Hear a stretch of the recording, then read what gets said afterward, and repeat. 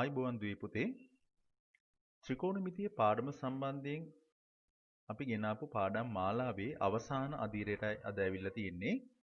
ඉතින් අද දවසේ බලමු අපි මේ ත්‍රිකෝණමිතික අනුපාත භාවිතයෙන් ගැටලු විසඳන්නේ කොහොමද කියලා. මේ පාඩම අවසානයේ ඔයාට සාමාන්‍ය පෙළ විභාගයේදී අනිවාර්ය ප්‍රශ්නයක් වෙන මේ ත්‍රිකෝණමිතික අනුපාත සම්බන්ධයෙන් ගැටලුව බොහොම සාර්ථකව විසඳලා ලකුණු 10න් 10ම ගන්න පුළුවන් වෙනවා මේ පාඩම හරියට අධ්‍යයනය කරොත්. එහෙනම් අපි ඉක්මනින්ම ගැටලු කිහිපයක් විසඳන ආකාරය බලමු. පුතේ ගැටලුවක් දීලා තිනවා බලන්න. දී ඇති ත්‍රිකෝණයේ AC පාදයේ දිග සෙන්ටිමීටර් 20යි BAC කෝණය අංශක 51යි කලා 20 නම් BC පාදයේ දිග සොයන්න කියලා තමයි මේ ගැටලුව දීලා තියෙන්නේ. ඊට උදව් වෙන ත්‍රිකෝණයකොත් අපිට දීලා තියෙනවා ABC කියලා. එහෙනම් අපි මේ රූපයට මේ අපිට දීලා තියෙන දත්ත ටික ඇතුළත් කරමු. බලන්න මේකේ දීලා තියෙනවා AC පාදයේ 20ක් කියලා. එහෙනම් AC පාදයට සෙන්ටිමීටර් 20ක් ගත්තා. BAC කෝණය දීලා තියෙනවා අංශක 51යි කලා 20ක් කියලා. අපි ඒ අගයත් ගත්තා. එහෙනම් අපෙන් අහලා තියෙන්නේ මේ BC පාදයේ දිග.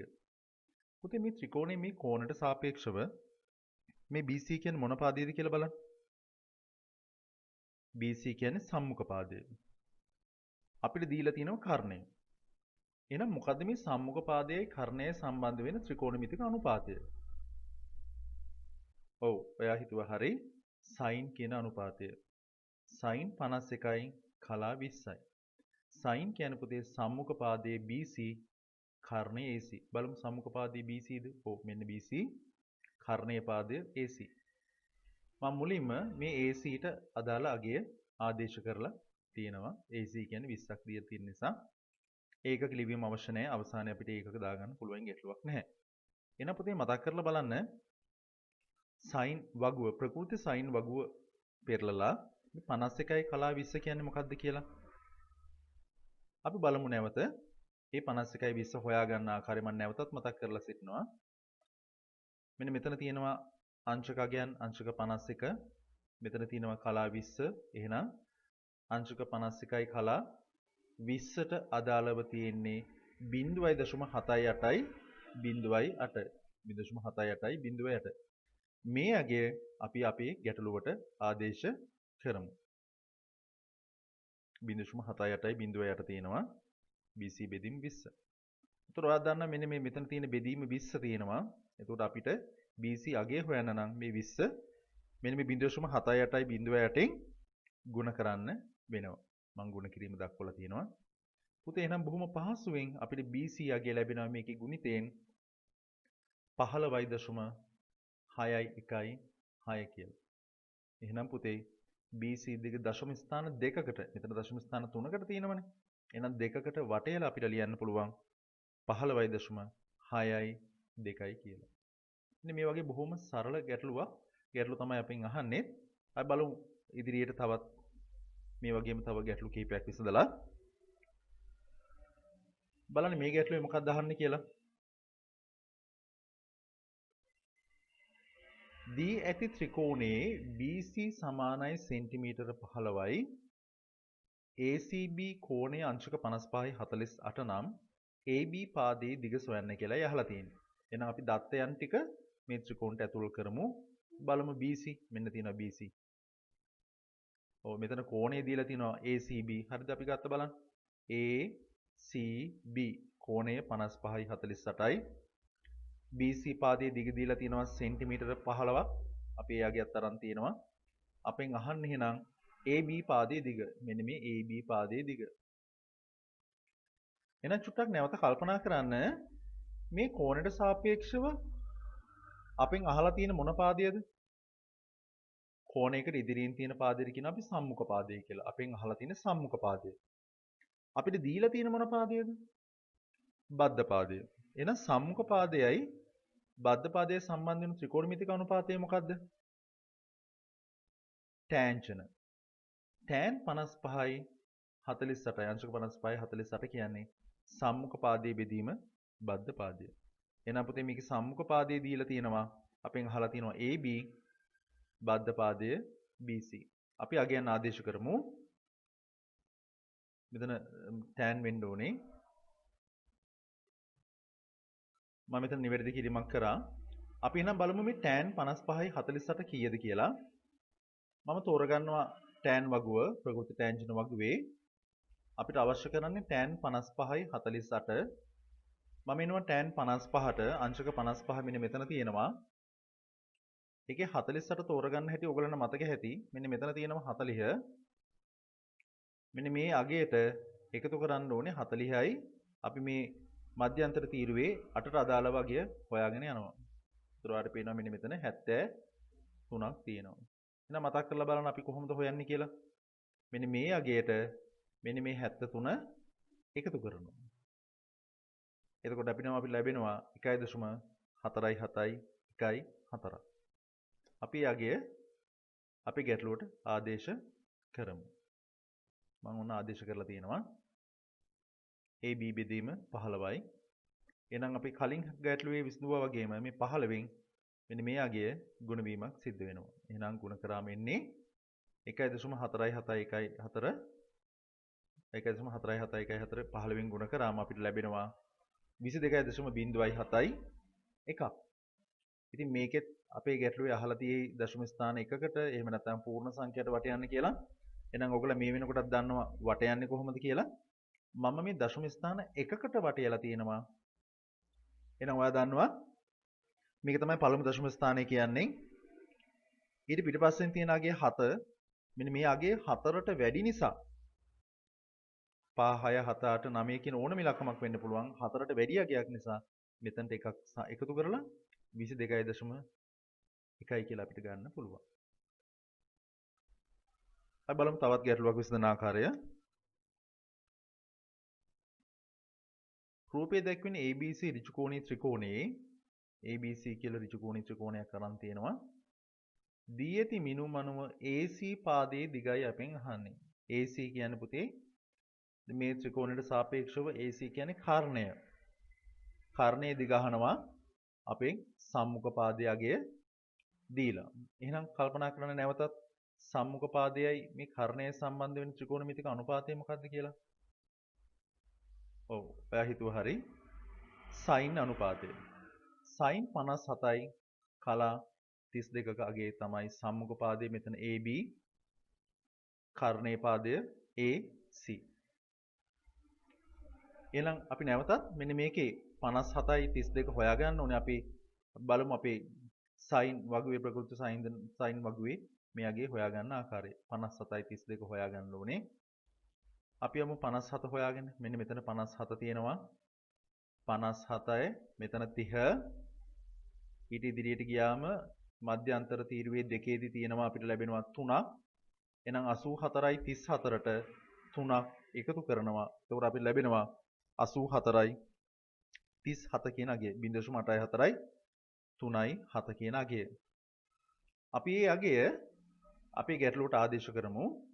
ඔන්න මම ආදේශ කරා. AB කියන පාදයේ දීලා තියෙනවා 10ක් කියලා.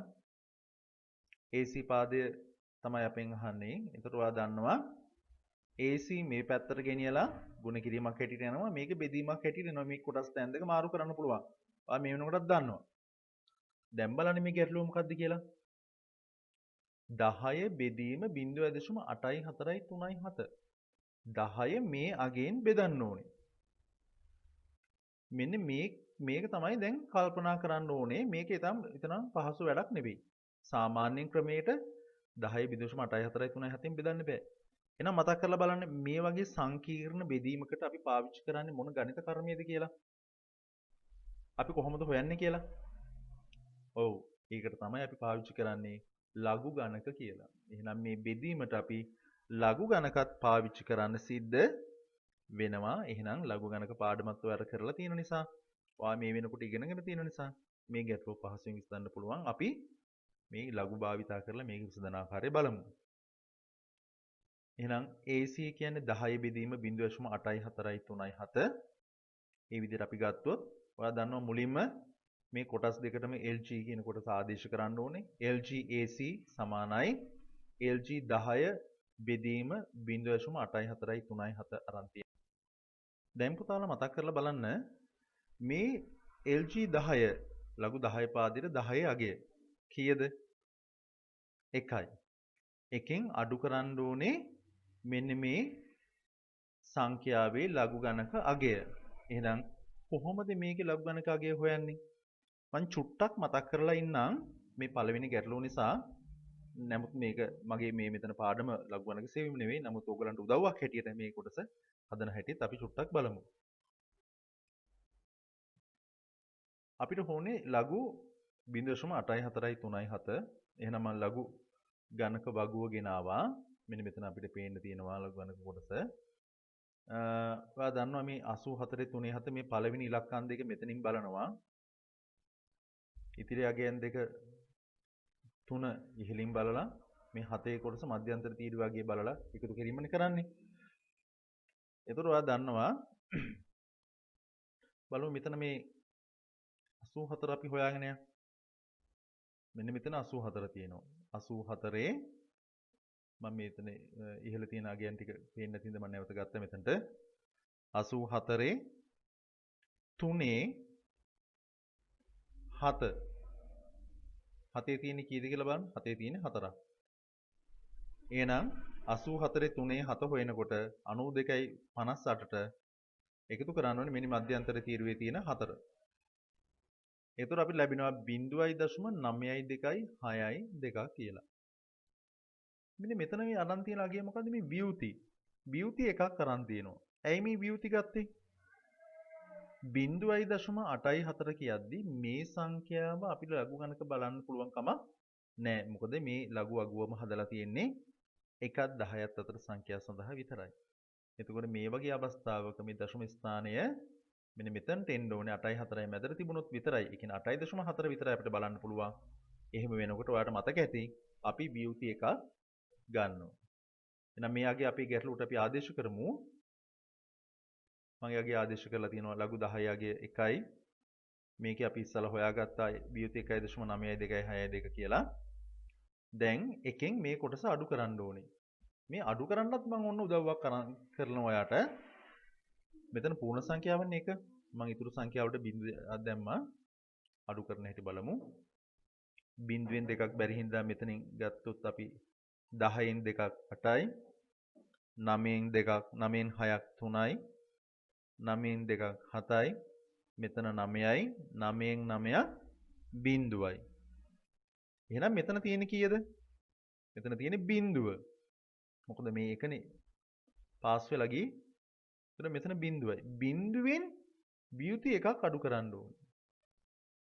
බිංදුවෙන් ව්‍යුති එකක්. මම මෙතන දක්වනවා මම ඒක අඩු කරන ආකාරය. මේ ව්‍යුති එක කියන ඍණ එකක් කියලා හිතුවොත් බිංදුවෙන් අඩු කරන්න ඕනේ ඍණ එකක්. එතකොට ඍණයි මෙතන ධන එනවා. බිංදුවට එකක් එකතු කරාම 1යි.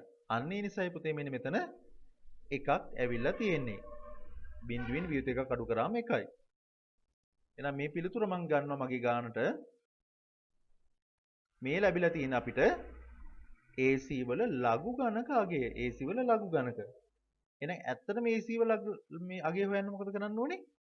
මේකේ ප්‍රතිලඝු ගණකය හොයන්න ඕනේ. එහෙනම් කොහොමද මේකේ ප්‍රතිලඝු ගණකය හොයන්නේ කියලාත් අපි චුට්ටක් බලමු.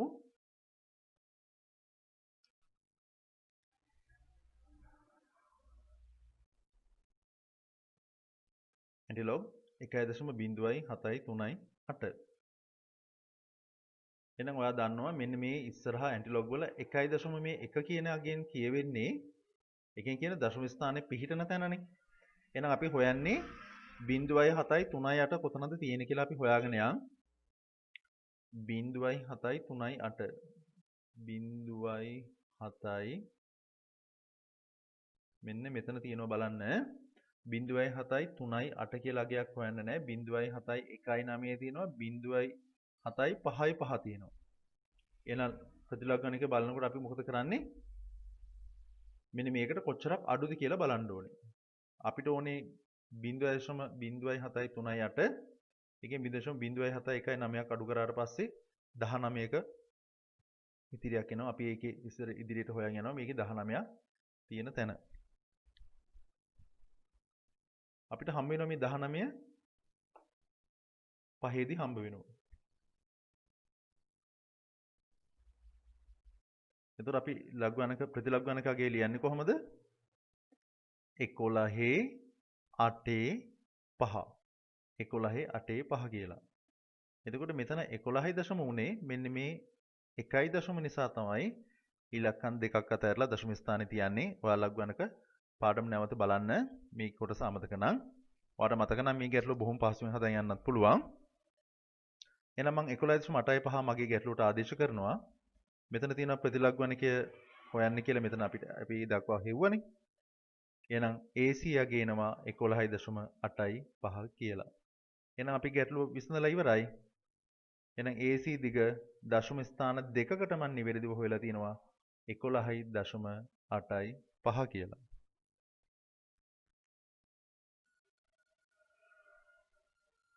අපි තව ගැටලුවක් බලමු.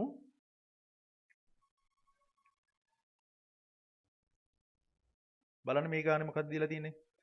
ABC ත්‍රිකෝණයේ BC පාදයට ලම්බකව ABC ත්‍රිකෝණය මෙන්න ABC කියන ත්‍රිකෝණයේ මේ BC කියන පාදයට ලම්බකව AD ඇඳ ඇත. මෙන්න AD ඇඳ ඇත. රූපයේ දී ඇති තොරතුරු අනුව ACB කෝණයේ අගය ACB කියන මෙන්න මෙතන පිහිටන කෝණයේ අගයයි අපෙන් අහන්නේ. මෙන්න මෙතන පිහිටන අගය ACB කියන තැන. එහෙනම් චුට්ටක් මේක වෙනස් ගානක්. අපි මේ දක්වා හෙව්වේ පාදයක දිග, නමුත් මෙතනදී අහන්නේ කෝණයක අගය. එතකොට මෙන්න මේ ඍජු කෝණී ත්‍රිකෝණය දිහා බලන්න. මෙන්න මේ ඍජු කෝණී ත්‍රිකෝණයේ එක පාදයක අගය විතරයි දීලා තියෙන. තව පාද දෙකක් දන්නෙත් නැහැ. වෙන කෝණයක අගයක් දීලත් නැහැ. එතකොට මුලින්ම මේ ත්‍රිකෝණයේ එක පාදයක් අපිට හොයා ගන්න වෙනවා මුලින්ම මේ ගැටලුව විසඳනකොට. මේ පාද දෙකෙන් එකක් හොයා ගන්න ඕනේ. එතකොටයි ත්‍රිකෝණ මේක අනුපාතය යොදන්න පුළුවන් වෙන්නේ. එතකොට මේ ත්‍රිකෝණයේ භාවිතා කරලා අපිට බැරි වේද මෙන්න මේ පාදය හොයාගන්න. ඔව්. අපේ මුල්ම වැඩේ වෙන්නේ මෙන්න මේ පාදයේ දිග හොයාගන්න එක. ඒ නිසා මම මුලින්ම මේ ABD කියන ත්‍රිකෝණය අරගෙන ABD කියන ත්‍රිකෝණයේ මේ මොන පාදයේද මේ දීලා තියෙන කෝණයට සාපේක්ෂව? මේ පාදය තමයි සම්මුඛ පාදය. මේ පාදයේ කර්ණය. එහෙනම් සම්මුඛ පාදයේ බෙදීම කර්ණය කියන්නේ මොකද්ද? sin කියන අනුපාතය. sin 46.58 කියන්නේ AD කියන සම්මුඛ පාදයේ බෙදීම AB කියන කර්ණය. AD බෙදීම AB. එහෙනම් අපි අගයන් ටික ආදේශ කරමු. මම මෙතෙන්දී නම් මේ sin 46.58 හොයන ආකාරය දක්වලා නැහැ. ඔයා දන්නවා මේක හොයන හැටි. ඔයාගේ sin වගුව ප්‍රකෘති sin වගුවෙන් බලන්න චෙක් කරලා බලන්න මේ අගේ තියනවාද කියලා. එතකොට AB පාදයට මම ගත්තා මෙතන 12ක් කියලා. එහෙනම් බොහොම පහසුවෙන් මේ 12න් මේ කොටස ಗುಣ වෙනවා. ඒ ಗುಣ වුණාම අපිට AD පාදයේ අගය ලැබෙනවා. 12 ගුණ කිරීම 0.731 බිඳුව. ගුණ කරාට පස්සේ ඔයා මේ සංඛ්‍යාව ගුණ කරන්න. ඒ ගුණ කරාම අපිට ලැබෙනවා 8.772 බිඳුව. එහෙනම් අපි මේ වෙනකොට AD පාදය හොයාගෙන ඉවරයි. අපෙන් අහන්නේ මෙන්න මේ කෝණය. එතකොට මට පාවිච්චි කරන්න වෙන්නේ මෙන්න මේ ඍජු කෝණී ත්‍රිකෝණය. මොකද්ද? ACD කියන ඍජු කෝණීක ත්‍රිකෝණයේ. මෙන්න මෙතන මෙන්න මේ කෝණය අගයයි අපි අහන්නේ. එතකොට අපි හොයාගත්තේ මෙතන සම්මුඛ පාදය, මේක බද්ධ පාදය. සම්මුඛ පාදයේ බද්ධ පාදයේ සම්බන්ධ වෙන ත්‍රිකෝණමිතික අනුපාතය මොකද්ද? ටැන්ජන. tan ACB. ACB කියන්නේ මෙන්න මේ කෝණය. ACD කිව්වත් දෙකම එකයි. AD කියන්නේ සම්මුඛ පාදය, CD කියන්නේ බද්ධ පාදය. අපි අගයන් ආදේශ කරමු. මේ බලන්න. AD කියන පාදයේ අගය අපි මීට කලින් හොයාගත්ත 8.772 බිඳුව. මම ඒ අගය මෙතනට ආදේශ කරා. CD කියන්නේ මේ බද්ධ පාදයේ අගය 5යි. මම ඒ අගයත් ආදේශ කරලා තියෙනවා. එතකොට මේ සංඛ්‍යාව බෙදුවම අපිට ලැබෙනවා 1.754 කියලා අගයක්. එහෙනම් මෙන්න මේ අගය තියෙන්නේ tan වගුවේ මොන කෝණයට අදාළවද කියලා හොයාගන්න ඕනේ. මම ආපස්සට යනවා මම එහෙනම් නැවතත් අර අපේ වගුව භාවිතා කරන්න. මම අරන් තිනවා tan වගුව. tan වගුවේ tan inverse 1.7යි 5යි 4යි 4. මෙන්න මේ අගය කොහෙද තියෙන්නේ කියලා බලමු අපි. මම හොයාගෙන යනවා ඒ අගය කොතනද තියෙන්නේ කියලා 1යි 7යි 1.7යි 5යි. මෙන්න මෙතනදී දැන් මෙන්න මේ කොටසට ගියාට පස්සේ 1.8 අගයන් වලට මෙන්න මෙතන දීලා තියෙන්නේ ඉලක්කම් 3යි. මේ පේනවා ඇති ඔක්කොම ඉලක්කම් දශම ස්ථාන 3කට මේක දීලා තියෙන්නේ. දශම ස්ථාන 3කට. මේ පූර්ණ සංඛ්‍යාව අතහැරියම. නමුත් අපිට හොයන්න තියෙනවා දශම ස්ථාන 4ක්. මේකෙදි මේ අවසාන අගය නොසලකා හැරලා තමයි අපිට මේ වගුවේ හොයන්න වෙන්නේ. ඒ නිසා මම 1.754 මේ 754 තියෙන තැන මම හොයාගෙන යනවා. මෙන්න මෙතන බලන්න. 744 තියෙනවා. මෙතන 756 තියෙනවා. ඒතර 754 කියලා එකක් නැහැ. එහෙනම් මට මේ අඩු වගේ තමයි ගන්න වෙන්නේ. මෙන්න මෙතන මම අඩු වගේ ගත්තා 744. ඒක තියෙනවා අංශක 60යි කලා 10දී. එතකොට පුතේ මට අඩුවක් පෙන්නනවා. මට ඕනේ 1.7යි 5යි 4. නමුත් තියෙන්නේ 1.7යි 4යි 4. අඩු කරලා බැලුවම අපිට 10ක අඩුවක් පේනවා. මම මේ 10 හොයාගෙන යනවා. මෙන්න මට 10 හම්බ වෙනවා කලා 8දී. එහෙනම් අපිට කෝණය ලියන්න පුළුවන්. අංශක 60යි කලා මෙතන 10යි 8යි කියන්නේ 18යි. අංශක 60යි කලා 18යි. මම ඒ අගය මෙන්න මෙතනට ආදේශ කරනවා. අපිට මේ අගය ලැබුණේ අංශක 60යි කලා 18දී. එහෙනම් අපි ගැටලුව විසඳලා ඉවරයි. එහෙනම් මෙන්න මේ කෝණය හොයාගත්තා අංශක 60යි 18 වෙන්නේ කියලා. සාමාන්‍ය පෙළ විභාගයේදී සාමාන්‍යයෙන් මෙන්න මේ වගේ ගැටලු තමයි අහන්නේ. මේ කොටස් දෙකකට සම්බන්ධ. අපි ඉදිරියට යන්. අපි ඉක්මනින්ම තවත් ගැටලුවකට යන්. ඔව් යන්න කලින් අපි තව කාරණා කිහිපයක් ඉගෙන ගන්න තියෙනවා. ඔයාට මතකද ඔයා ඉගෙන ගත්තා ආරෝහණ කෝණය අවරෝහණ කෝණය කියලා? මොකද්ද මේ ආරෝහණ කෝණය කියන්නේ? කෙනෙක්ගේ ඇස් මට්ටමේ ඉඳලා මේ ඉහළට බලන කෝණවලට තමයි කියන්නේ ආරෝහණ කෝණ කියලා. කෙනෙක්ගේ ඇස් මට්ටමින් ඉහළට බලන කෝණ ආරෝහණ කෝණ. එතකොට මොනවද මේ ඉහළට බලන අවස්ථා? එක්ක පොළොව මට්ටමේ ඉඳලා අපි ගහක් මුදුන බලන්න පුළුවන්, ගොඩනැගිල්ලක් මුදුන බලන්න පුළුවන්, කන්දක් මුදුන බලන්න පුළුවන්. අන්න ඒ වගේ අවස්ථාවලදී අපිට ලැබෙන්නේ මේ ආරෝහණ කෝණ. අපි මොනවද එහෙනම් අනෙක් කෝණ වර්ග පහළට බලනකොට හැදෙන කෝණ? පහළට හැදෙනකොට පහළ දිහා බලනකොට, ඒ කියන්නේ උදාහරණයකට ගොඩනැගිල්ලක් මුදුනේ ඉඳලා පහළ බලනවා, එහෙම නැත්නම් පොළවේ ඉන්න කූඹියෙක් දිහා බලනවා. අන්න ඒ වගේ අවස්ථාවලදී හැදෙන කෝණවලට කියනවා අපි අවරෝහණ කෝණ කියලා. එහෙනම් මේ අපි අද මේ වෙනකොට හදන්න යන්නේ දැන් මෙන්න ඉදිරියට මේ සිරස් තලයේ කෝණ සම්බන්ධයෙන් තමයි අපි මේ ගැටලුව විසඳන්න බලාපොරොත්තු වෙන්නේ. අපි එහෙනම් බලමු මේ සිරස් තලයේ කෝණ සම්බන්ධයෙන් එන ගැටලු කොහොමද එන්නේ කියලා. ගැටලු කිහිපයක් විසඳන්න. මෙතන ගානක් දීලා තියෙනවා AB සිරස් කුළුණක පාමුල සිට සමබිමේ මීටර 20ක් දුරින් වූ C ලක්ෂයේ සිටින්නෙකුට කුළුණ මුදුන පෙනෙන ආරෝහණ කෝණයේ අංශක 30යි කලා 22කි. ඔහු කණුවෙන් විරුද්ධ දිශාවට සරල රේඛීය මාර්ගයක් ඔස්සේ මීටර 15ක් ගොස් නැවත කුළුණ මුදුන නිරීක්ෂණය කරයි. දැන් මෙතන යම්කිසි ගැටලුවකට අදාළ විස්තරයක් දීලා තියෙනවා. අපි බලමු මේ විස්තරයට අදාළව රූප සටහනක් අඳින්නේ කොහොමද කියලා. මේ කොටසින් කොටස කියවන්න පුතේ. ඒකට අදාළව අඳින්න. AB සිරස් කුළුණක පාමුල සිට සමබිමේ මීටර 20ක් දුරින්. එහෙනම් අපි ඉස්සෙල්ලාම අඳිමු කුළුණක්. ඔව් දල සටහනක් අඳින්න කියලා ප්‍රශ්නේ අහලා තියෙනවා. මෙන්න මං ගත්තා කුළුණක්. AB සිරස් කුළුණක් නිසා මම ගත්තා පාමුල A මේ මුදුන B කියලා ගත්තා. මේ කුළුණක් කියන්නේ ඔයා සරල රේඛාවක් ඇඳන් හොඳටම ප්‍රමාණවත්. මේ සමබිමේ මේක තමයි නම් පොළව. මේ පොළව මට්ටමේ මීටර 20ක්. මේ තියෙන මීටර සම වෙන්නේ මෙතන මීටර සෙන්ටිමීටර් දාලා තියෙන්නේ මීටර වෙන්න ඕනේ. මෙතන නිවැරදි කිරීමක් කරා මීටර 20යි. සමබිමේ මෙතන කියලා තියෙනවා C ලක්ෂයේ සිට. මෙන්න මේ C ලක්ෂයේ ඉඳලා මේ කුළුණේ මුදුන බලනවා. මෙතන ඉඳලා මුදුන බලනවා. ඒ කුළුණ මුදුන පේන්නේ මෙන්න මෙතන හැදෙන කෝණය තමයි අංශක 32යි කලා 22ක් කියලා දීලා තියෙන්නේ. ආරෝහණ කෝණය. 22 අංශක 30යි කලා 22කින්.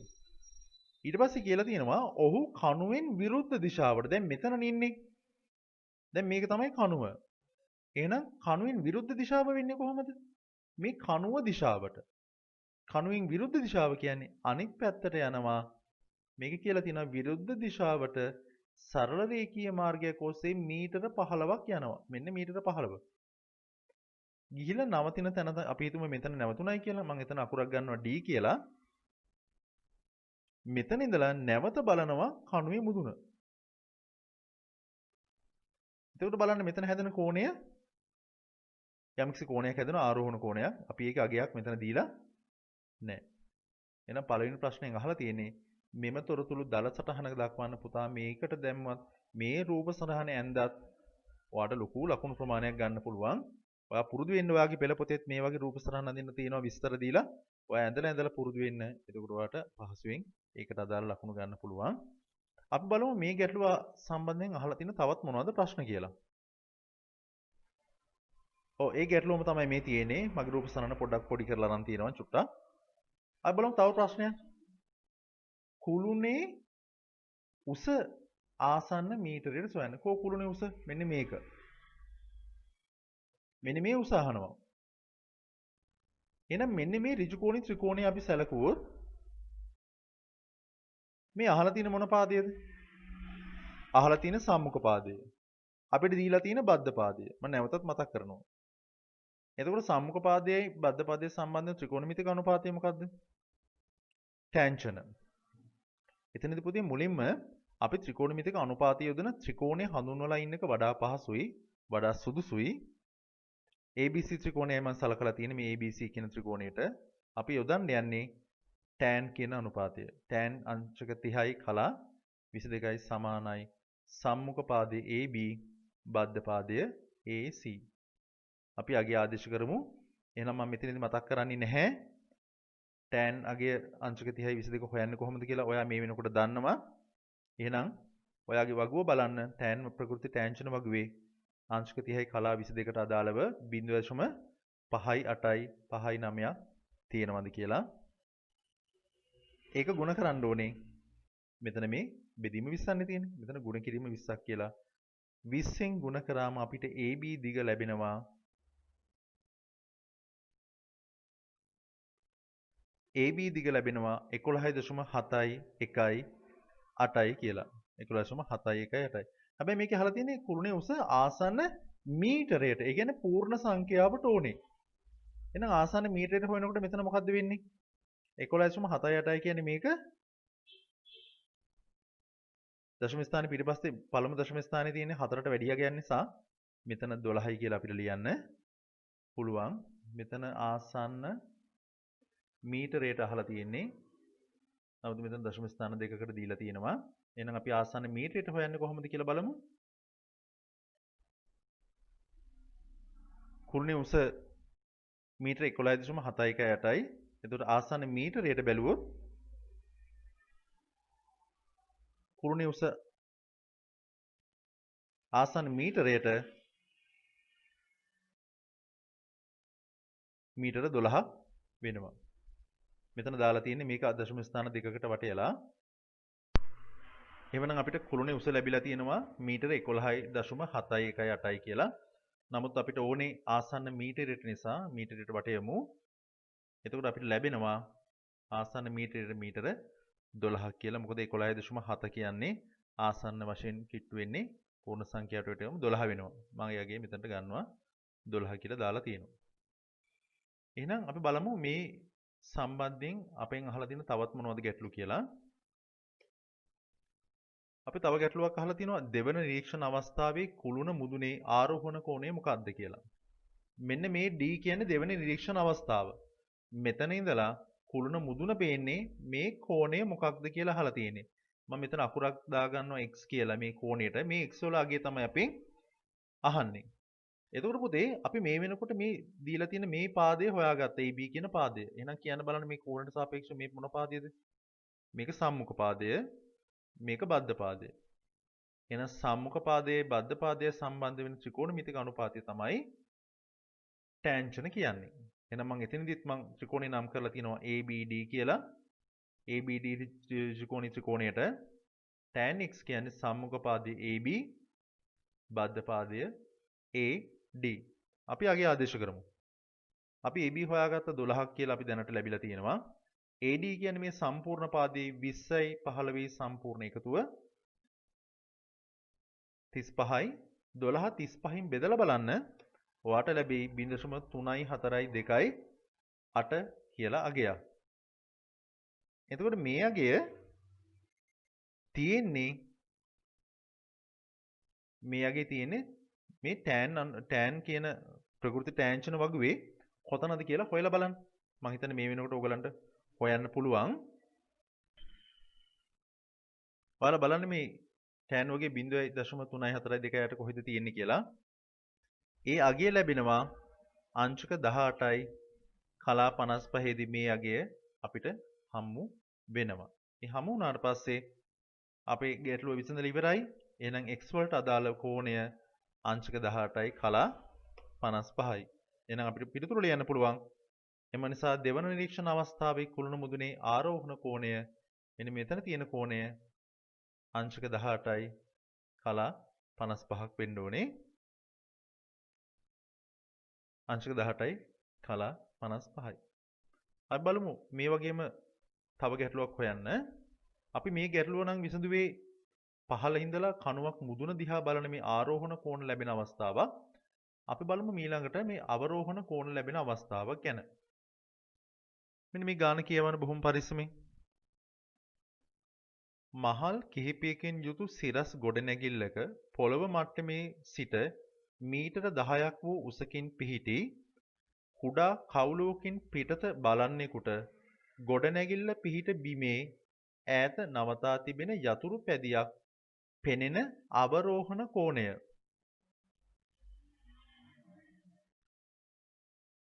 සමවෙන්න. අවරෝහණ කෝණය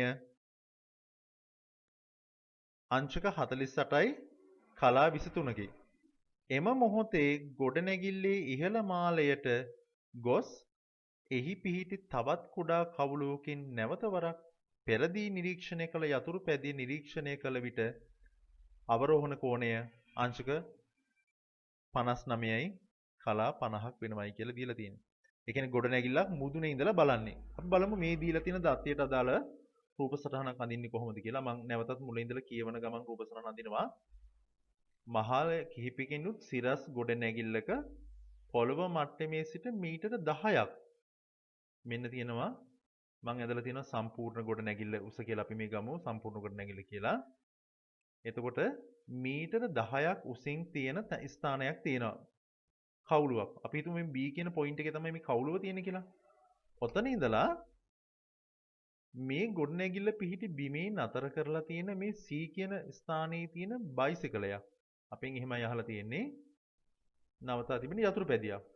මෙතන යතුරු පැදිය. මෙන්න මේක පෙනෙනවා මෙන්න මේ කවුලුවෙන් බලනකොට අංශක කීයක අවරෝහණ කෝණයකින්ද මේක දීලා තියෙන අංශක 48යි කලා 23ක්. මෙන්න 48යි 23 කියන අවරෝහණ කෝණයේ අගය මම දක්වලා තියෙනවා. මෙන්න මේ කෝණය තමයි අංශක 48යි කලා 23ක් කියන්නේ. එතකොට මෙන්න මේ කුළුණ මුදුනට යනවා. මෙන්න මේ මුදුනේ ඉඳලා බලනකොට මෙන්න මේ කියන යතුරු පැදියම පේන අවරෝහණ කෝණය තමයි අංශක 59යි කලා 50 කියන මේක 59යි 50යි. මම ඒ අගයත් දාලා තියෙනවා. එහෙනම් අපේ රූපය සම්පූර්ණයි මේ වෙනකොට. මේ විස්තරයට අදාළ රූපය ඇඳලා ඔයත් මේ ගාන කියවලා මේ රූප සටහන අඳින්න බලන්න මේ රූප සටහන්. එතකොට ඔයාලට සම්පූර්ණ ලකුණු ගන්න පුළුවන්. හැබැයි තව දෙයක් මතක තියාගන්න ඕන පුතේ. මේ රූප සටහනක් ඇඳලා ඔයාට තොරතුරු නිවැරදිව දක්වලා විවිධ ප්‍රශ්න අහලා තියෙන අවස්ථාවක බැරි වෙලාවත් ඔයා වැරදි රූපයක් නම් ඇඳගත්තේ ඔයාට හිතා ගන්න පුළුවන්නේ ලැබෙන පිළිතුරු ඔක්කොම වරදිනවා. ඒ නිසා මේ රූප සටහන් නිවැරදිව අඳින විදිය පොඩ්ඩක් පුරුදු වෙන්න පුතේ. පෙළ පුතේත් ගැටලු තියෙනවා. තවත් මේ ගැටලු තියෙන පොත් හොයාගෙන මේවා විසඳන්න අපි බලමු. මම මේකේ පාමුල ගත්ත A කියලා. මේ ඉතුරු කොටස් වල දිග දන්නේ නැති හින්දා මම ඒවට අකුරු කිහිපයක් ගන්නවා. මෙන්න මෙතන ගන්නවා x කියලා. මම මේ දිග ගත්තා මම y කියලා. අපේ රූප සටහනට අවශ්‍ය කරන ගැටලු විසඳන්න අවශ්‍ය කරන දත්ත ටික ඔක්කොම සම්පූර්ණයි. තව දෙයක් තියෙනවා පුතේ. මෙන්න මේ කෝණය තියෙන්නේ මේ අපි කතා කරන මේ ABC කියන මේ ත්‍රිකෝණයේ පිටත තමයි මේ කෝණය තියෙන්නේ. එතකොට මේ බලන්න මේ පොළොව මට්ටමයි හොඳට මතක තියාගන්න ඕනේ. පොළොව මට්ටමයි ඕනෑම ස්ථානයක අපේ ඇස් මට්ටමයි සමාන්තර ලෙස තමයි සැලකෙන්නේ. පොළොව මට්ටමත් ඇස් මට්ටමත් සමාන්තරයි. එතකොට බලන්න මෙන්න මෙතන හැදිලා තියෙන කෝණය මොන කෝණයක්ද කියලා. මෙන්න මෙහෙම එන කෝණය. මේ පේනවා Z අකුරක් වගේ තියෙනවා. එහෙනම් මොකද්ද මේ Z අකුරක් වගේ හැදෙන කෝණ? ඒකාන්තර කෝණ. එහෙනම් ඔයා දන්නවා සමාන්තර රේඛා දෙකක් තීර්ඝයක් රේඛාවකින් කැපුණම හැදෙන මේ ඒකාන්තර කෝණවල අගයන් සමානයි. ඒ නිසා මෙතන 48.23 කියන එක කෙලින්ම මේ ත්‍රිකෝණය ඇතුලේ 48.23 කියන අගයට ගේන්න පුළුවන්. ඒ ගැටලුවම තමයි මම කුඩාවට මෙතන අකුරු වල දක්වලා තියෙන්නේ. අපි බලමු අපි අහලා තියෙන පළවෙනි ප්‍රශ්නේ මොකක්ද කියලා. ගොඩනැගිල්ලේ සිට කොපමණ දුරකින් යතුරු පැදිය නතර කර තිබේද? මෙන්න තියෙනවා යතුරු පැදිය නතර කරලා තියෙන දුර. මෙතන x කියලා මම අරන් තියෙනවා යතුරු පැදිය නතර කරපු දුරට. එහෙනම් අපි සලකන්න ඕන ත්‍රිකෝණය මොකද්ද? ABC කියන ඍජු කෝණී ත්‍රිකෝණයට සම්මුඛ පාදයේ මේ කෝණයට සාපේක්ෂව මේක සම්මුඛ පාදය මේක බද්ධ පාදය.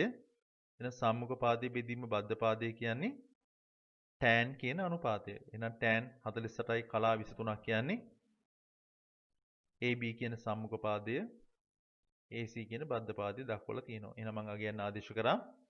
AB ට අපිට දීලා තියෙනවා 10ක්. මම ඒක දැම්මා. AC ට x කියලා මම අරන් තියෙන නිසා මම x ගත්තා. ඔයා tan වගුව බලන්න. tan 48යි කලා 23ක් කියන්නේ 1.1257 කියලා ගියා. ඔයාට ලැබෙයි. එතකොට මොකද කරන්න ඕනේ? මේ x අගය හොයනකොට මේ හරේන x x මෙතනට ගෙනියලා මේ තැන් දෙක මාරු කරන්න පුළුවන්. එහෙනම් අපි කලින් වගේම අපිට ලැබිලා තියෙනවා 10 බෙදන්න ඕනේ 1.1257න් බෙදන්න සිද්ධ වෙනවා. එහෙනම් පුතේ නැවතත් මම මතක් කරනවා මේක හදන්නත් අපි පාවිච්චි කරන්න වෙන්නේ ලඝු ගණක තමයි. මම මෙන්න මෙතන ලඝු ගණක විසඳන ආකාරය දක්වලා තියෙනවා. මේ x යාගේ ලඝු ගණක බගින් භාවිතයෙන් විසඳන ආකාරය බලමු. එහෙනම් මේ කොටස් දෙකටම ලඝු ගණක දානවා. එතකොට ඔයා දන්නවා මේ බෙදීමක් තියෙනකොට අඩු කිරීමක් එනවා. ලඝු 10 කියන්නේ 1යි. ලඝු 1.1257 ඔයා හොයලා බලන්න. ඔයාට ලැබෙනවා 0.0515 කියලා අගයක් ලැබෙයි. මේ සංඛ්‍යාව අඩු කරාම 0.94885යි. ඒකේ ප්‍රතිලඝු ගණකයේ හෙව්වම ලැබෙනවා 8.883ක්. එහෙනම් මේ x වල අගය අපිට ලැබෙනවා 8.883ක් කියලා අපිට ලැබෙනවා. එහෙනම් අපි උත්තරේ ලිව්වා ගොඩනැගිලි සිට මීටර 8.883ක් දුරින් යතුරු පැදිය නතර කරලා තියෙනවා. එහෙනම් ඔයාලට හොඳට මේ ලඝු ගණක බලද්දී ඔයාලට මතක් වෙනවා ඇති මේ ත්‍රිකෝණමිතිය පාඩමට ගොඩාක් බද්ධ වෙච්ච කොටසක් තමයි මේ ලඝු ගණක කියන්නේ. මොකද අපිට ගොඩාක් උදව් වෙනවා මේ ලඝු ගණක මේ ගැටලු මේ සංඛ්‍යා බෙදන්න ගුණ කරන්න වගේ අවස්ථාවලදී. ඒ නිසා නැවතත් මම මතක් කරනවා මේ ලඝු ගණක පාඩම නැවත හොඳින් බලන්න. අපි බලමු මේ ගැටලුවෙන් අහලා තියෙන තවත් මොනවද තියෙන ප්‍රශ්න කියලා.